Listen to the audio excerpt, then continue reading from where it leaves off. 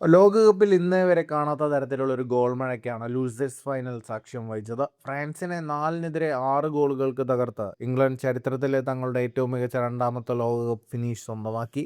ഈ മത്സരത്തിൽ ഇംഗ്ലണ്ടിന്റെ വിജയത്തിനൊപ്പം ലയണൽ മെസ്സിയെ മറികടന്ന ലോകകപ്പ് ചരിത്രത്തിലെ എക്കാലത്തെയും മികച്ച ഗോൾ വേട്ടക്കാരനായി ഫ്രാൻസിന്റെ കിലിയൻ എംബാപ്പെ മാറി.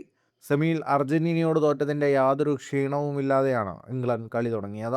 ആദ്യ 20 മിനിറ്റിൽ തന്നെ ഡെക്ലാൻ റൈസ്, എസ്രി കോൻസ എന്നിവരിലൂടെ ഇംഗ്ലണ്ട് 2-0 മുന്നിലെത്തി. പിന്നീട് ബുക്കായ സാക്കയുടെ മാരക ഫോമാണ് മയാമി കണ്ടത്.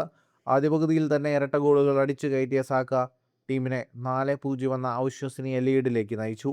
എന്നാൽ രണ്ടാം പകുതിയിൽ ഫ്രാൻസ് കളി തിരിച്ചു പിടിക്കാൻ തുടങ്ങി.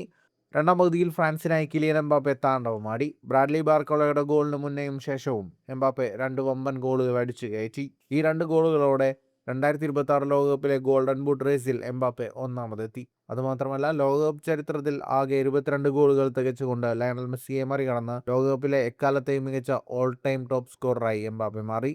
ഫ്രാൻസ് 4-3 ഇംഗ്ലണ്ടിന്റെ തൊട്ടുപിന്നിലെത്തിയ ഘട്ടത്തിൽ സ്പെൻസിനെ ബോക്സിൽ വീഴ്ത്തിയതിന് ഇംഗ്ലണ്ടിന് പെനാൽറ്റി ലഭിച്ചു. കിക്കെടുത്ത സാക്ക തന്റെ ഹീറോയ്ക്ക് ഹാട്രിക് പൂർത്തിയാക്കി കളി 5-3 എന്നാക്കി. ഇഞ്ചുറി ടൈമിൽ ഒസ്മാൻ ഡെമ്പലയിലൂടെ ഫ്രാൻസ് വീണ്ടും സ്കോർ 5-4 ആക്കിയെങ്കിലും 98-ാം മിനിറ്റിൽ ഫ്രഞ്ച് ഡിഫൻഡർമാരെ കബളിപ്പിച്ച് ജൂഡ് ബെല്ലിംഗ്ഹാം 6ാം ഗോൾ നേടി. ഈ ടൂർണമെന്റിലെ തന്റെ 7ാം ഗോൾ തികച്ച ബെല്ലിംഗ്ഹാം ഒരു സിംഗിൾ ലോകകപ്പിൽ ഏറ്റവും കൂടുതൽ ഗോൾ നേടുന്ന ഇംഗ്ലീഷ് താരമെന്ന ഗാരി ലിനേക്കറുടെ റെക്കോർഡും തകർത്തു. ഫുട്ബോൾ വരെ കൂടുതൽ വാർത്തകൾക്കും വിശേഷങ്ങൾക്കുമായി സ്പോർട്സ് കഫേ സബ്സ്ക്രൈബ് ചെയ്യുക.